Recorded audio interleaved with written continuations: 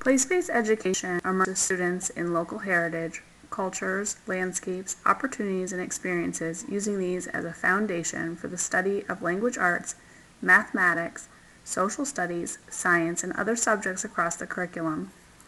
This is a quote taken from Promise of Place. Promise of Place is a website project that serves as a center for place-based learning and community engagement. It is a unique public-private partnership that works to advance the state-of-the-art in place-based education.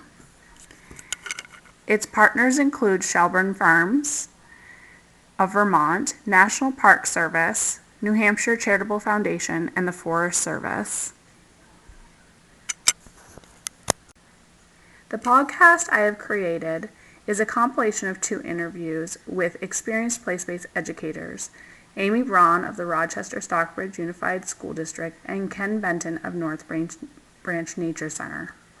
The conversation focuses primarily on the outdoor education piece of place-based education. My name is Alina Shankman. I'm a 3rd grade educator and 4th grade educator at Berry City Elementary School. Thank you so much for listening to this first podcast about place-based education.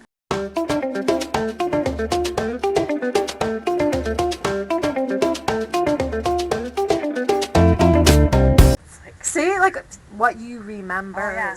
No, in the fort building, that's one of my fondest right? memories ever in the woods is one of my good friends and I went out in the woods by ourselves, no adult. Yeah. We built a lean-to. I don't remember how we knew how to build a lean-to, whether she had that idea or it just came naturally, but we had found the dead tree in the branch, Yep. and then we just built the lean-to, and then I remember it was winter, so we were out there. Wow. Oh, yeah, that's it was amazing. cold. Oh, wow. And I remember kind of starting to feel it, and I remember getting inside and thinking, it feels warmer in here. And I think it was just probably either it was a mental thing or it was actually blocking the wind. Yeah, it probably was. But I remember that feeling and thinking so accomplished. Aww. And just so amazed that we built something that was semi-protective. And I love it was that. really, I'll never forget that.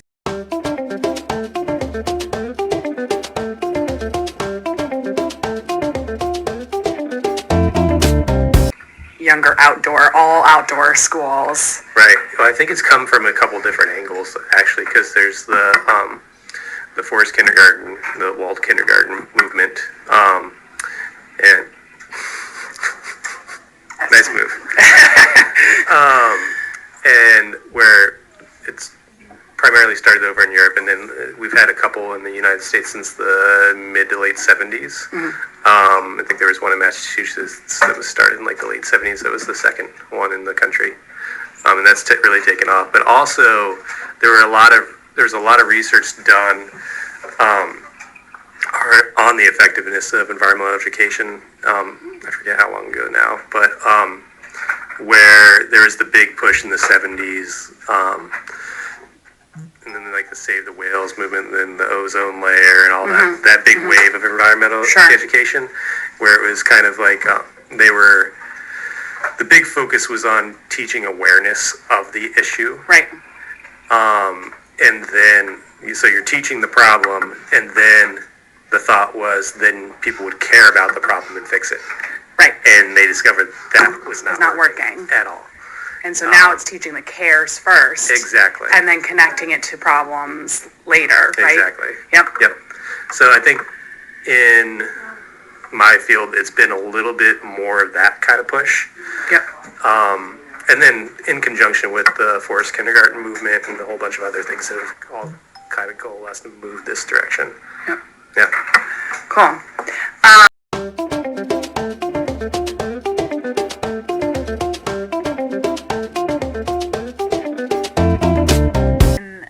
The games these kids would create, right?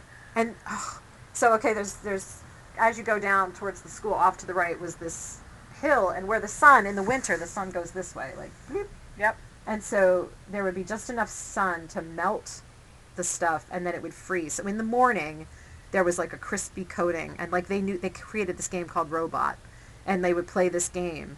and it was almost like a zombie tag kind of thing, but with robots, and you had to stay on the surface. And there was one day, like last you couldn't year, crunch down. right? You couldn't fall through the surface, right? Or you're a robot now, or whatever. And they made the whole thing. They had all the rules and everything, so they would do that. Yeah. And last year, one of the girls was like, "Oh, this is the perfect day. This is like, I can feel it. Is it a good day for a robot?" I'm like, "You want to teach everybody?" She's like, "Yeah." So she taught the whole outdoor class. Yeah. Because it was but she knew the Leadership temperature. skills, Right, but she knew the temperature. She knew the temperature. She did. Oh, it's that kind of stuff that just, you know? And sometimes it's an organized game. Sometimes it's just free. They want the free play. Yeah. And so I try to honor that as much as I can, because I don't feel like they have enough freedom to, you know, and imagination is really actually like where they learn the most. Yeah. I could try to teach them, but if they're not, you know. Well, and that was another thing that that David Sobel in his video was talking about, was like, you know, your parents probably didn't go to a forest kindergarten, but most of your parents probably had time where they were outside playing freely and didn't get called in until dinner bell rang. So like the need for that was less because they were doing it on their own versus now where so many kids, you were just saying, up to 8 hours a day on screens. Disgusting. Up to 8 hours? How is that?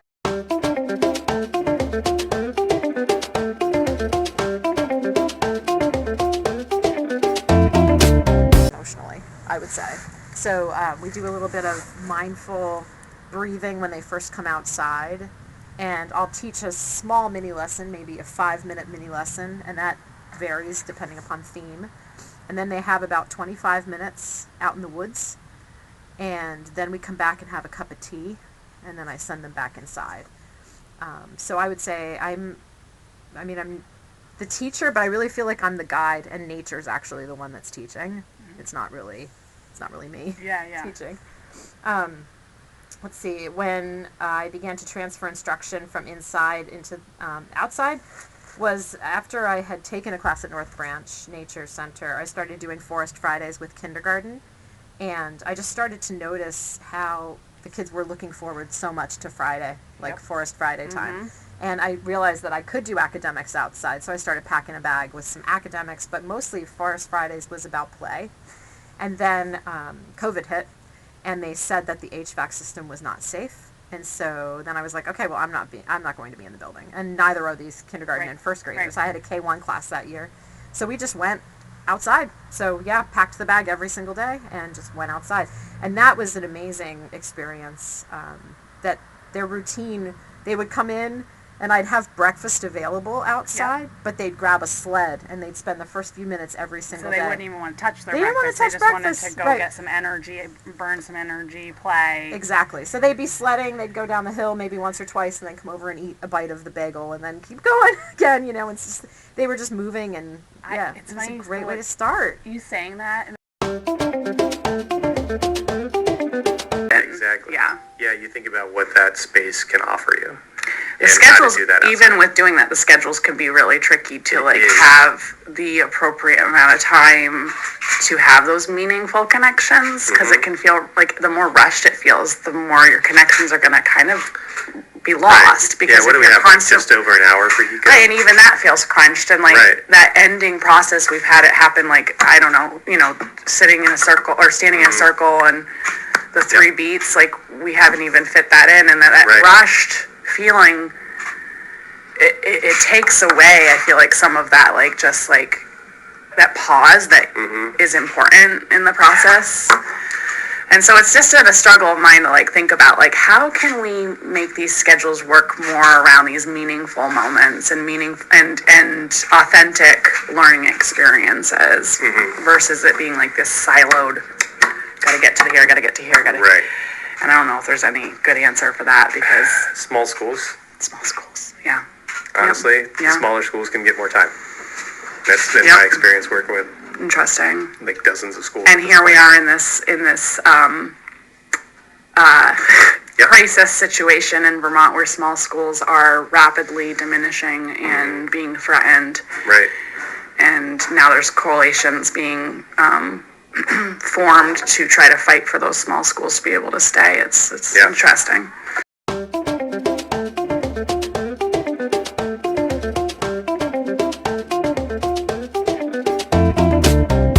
Right. And I do think the tea is important because I think that the understanding of like the herbs and how they're affecting their body. And so there's a tea garden at both campuses. The one in Stockbridge, like parents are like wicked involved. So next year I think it'll be even more, like it'll be huge.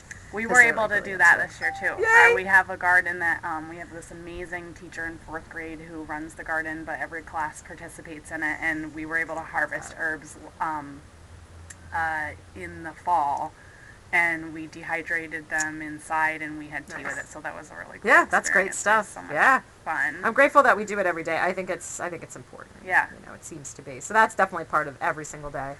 Let's. Right now, there's a project it's begun. We're not done yet, but we're going to make a giant chair for down there by fun. the woods. Like those big wooden ones? The giant Adirondack chair. Yeah, so the math part of like, here's a regular chair, let's make it, you know, how would we make it be 5 times the size? Well, you multiply by 5, right. In theory. So we've got that, but we've got parents involved. So that should be pretty fun.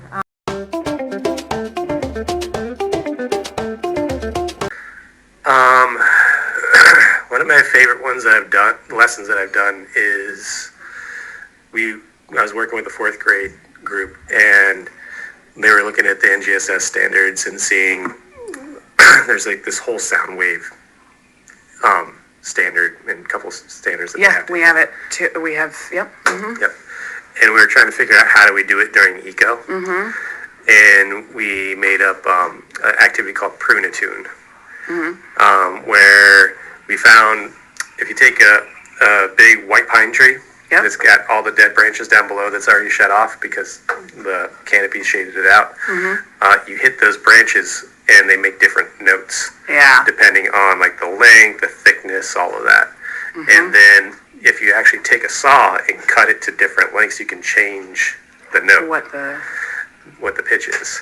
Cool. So we give a group of kids a saw and a tree, and they have to make up a song by adjusting the notes. Oh, that's fun. Yeah, and we talk about like the different vibrations and how that affects that, and dive into the standard that way. Figuring out how to accomplish meeting the standard outside.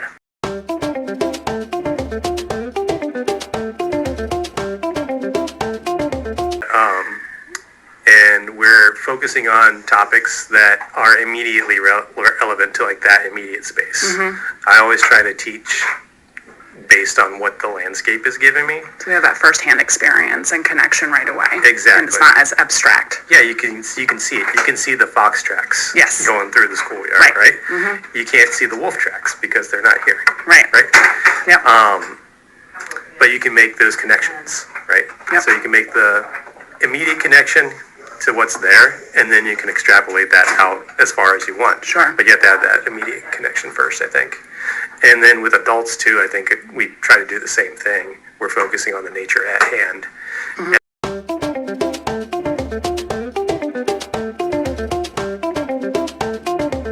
Yeah, so you can get way deeper connection and understanding with things that are immediately right there. Right. Yeah. Totally. And what I really like doing too is, I don't do as much, you don't see it as much in eco, but I really like doing cultural history connections too. Yeah. So history on the landscape. Because maybe the students that you're working with have personal family connections to some of that history too, right? Sure. It makes it even more impactful. Right. Yeah. Which that ties into that community connection as well as the historical connections and relevant to your own lives for some of the students, yeah. Right.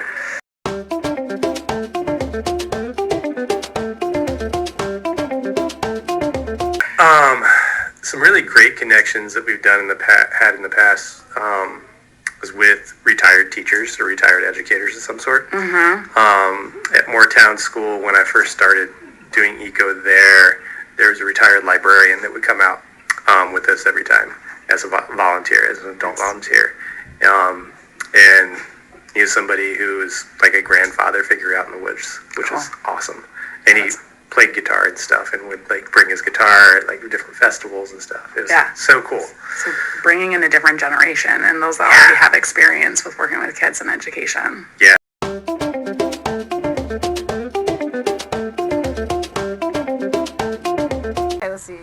so community connections, going to Robert Finkel's house, like seeing he has, it's basically a solstice circle. So we went there for the solstice and watched the sunset go down and then hot cocoa and everything, and like to get them to his house. It's really great. And then he developed relationships with some of the kids. Yeah, so that's good stuff. And he's in his 80s. Like, that's just... Did you have parents, like, just... They came too. Yeah. That's awesome. Yeah, it was wonderful.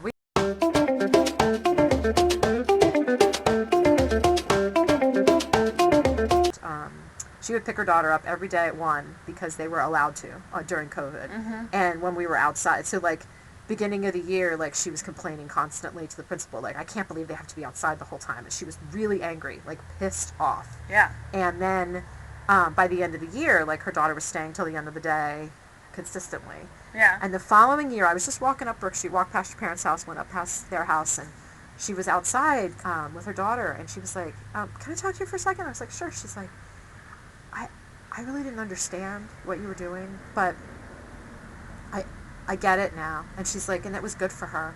And she said, and I wish she could be outside more this year. She misses being outside.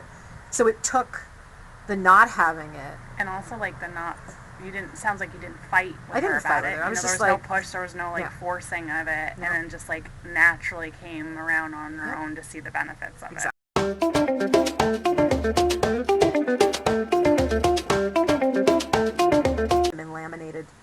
Not laminated, I had them in those plastic sleeves. Yep. All the standards for math and all the standards for literacy. Say, for example, the kids have to know the difference between an odd and an even number. That can be integrated into all of your routines. Right. Yeah. Like, how many of us are here today? 11. Okay, is that an odd or an even number? You just, and if you do that every single day, they've got that, right? So just having that in your own routine of like checking, understanding as you're doing anything. Exactly. And they would guide. Like one point when it was money, everybody built their own fort and their own section, and then we had rocks, and we painted them all different colors. So this is worth 1, this is worth 5. Like they were exchanging rocks. Yeah. I mean, that just reminded me of a game that we did with Ken, actually, where when we were building the fort, he had set up a forest store. And so, if we wanted to come get a tool or whatever, we would have to bring some sort of thing to trade for value or pine cones. So then we have like this commerce and they still.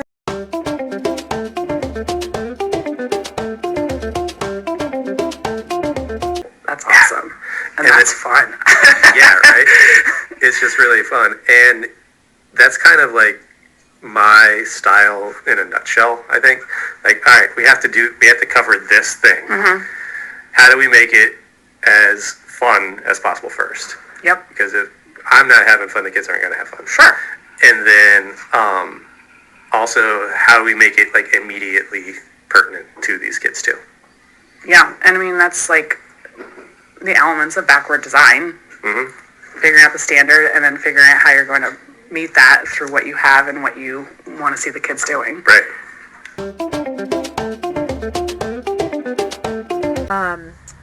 My favorite thing that I taught outside to the K1, and it was not a kindergarten standard, but the kindergartners could do it, was we went down to the river and we grabbed smooth rocks and we had Sharpies, and everybody wrote 1 through 12.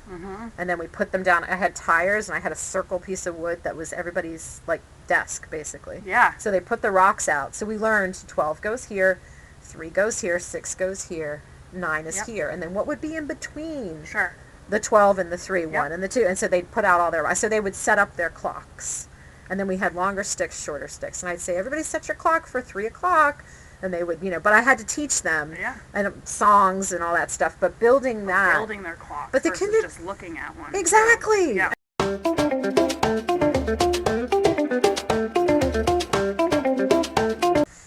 I have a plastic bag with books in it and just zip it shut and keep it. So when I was teaching level reading, like big heavy duty Ziplocs that people take out into the water for canoeing and stuff. Okay. So I had all the books for every kid inside those. Plus I had each kid's book was inside its own Great Ziploc with idea. their name on it because I had leveled. So and so's reading up on this level, so and so's on that. So I had it all, just like you would inside. But Right. Yeah, I really think A to-go bag. Yeah, that's the secret to it is the bag.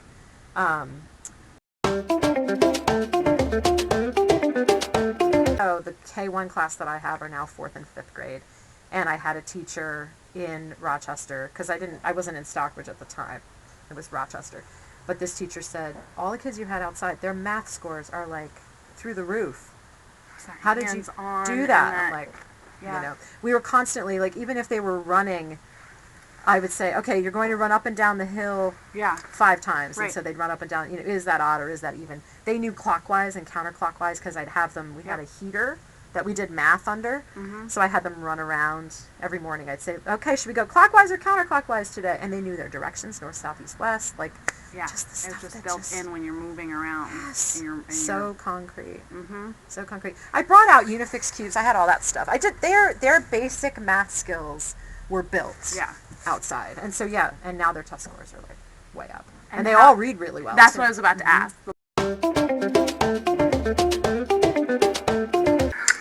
I think a love of their space, their outdoor space, and just a different type of relationship with it. Because like kids go out to the playground and they do the typical playground stuff, but they don't really necessarily have like a deep personal connection to that playground. Right. Because I think it's because like there are these fixed activities that you can do, and it's more about the interaction with each other and stuff and getting your energy out. When you're out in the woods or whatever space that you're using, you're interacting with that environment directly rather than a thing that you put on the environment, right? So you're developing a connection with that physical space more deeply, and you're doing it in community with others. And I love the days that we're also like doing food as well, or like pressing cider. Yeah. Because those are the days like you build, food is such a big community builder. Like there's a reason we do potlucks and stuff at different holidays, right? The food is a big element of it. Across all cultures. Exactly. Yeah. So eating food in the space that you've made a connection with is so huge. Not only are you developing those connections socially that are very meaningful, but then you're also having a direct connection with where your food comes from, because you like when we went out and harvested some apples and immediately used the press and yeah, so cool. And I think also I just lost my train of thought. I'm gonna grab it again. You're building stories too. Yeah. Right. So you're building experiences with other people on that landscape, and every time you go past that spot again, you're like, oh, remember that time we did this? Yes. So those stories are deep memories that become storytelling. Exactly. Yeah. And I think the land kind of holds on to that too. Yeah. Like it adds another layer to it. It's like building history. Yeah, exactly. Through that place. Exactly. Yeah. All right.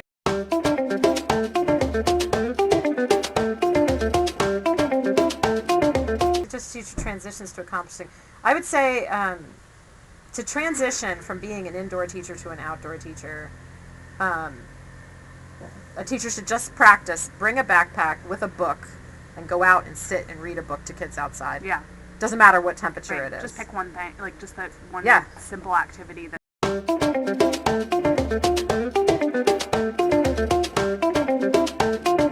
That I have. There's one little boy. He lives just up the road, actually, across, kind of like up from your parents' those houses that go up the side. Yeah. He said to me, it was recently. He's like, I miss kindergarten sometimes. He's like, I just miss being outside all the time. It's like, school's all right, but like it was good, wasn't it? And I was like, it was good, wasn't it? Good. Think about public school. They suck. Why is that? Can you elaborate on that? We don't go outside much. How much do you get outside in high school? Rarely ever. Sometimes if there's nice weather, we go on walks. That's it. How many hours in a day are you sitting inside?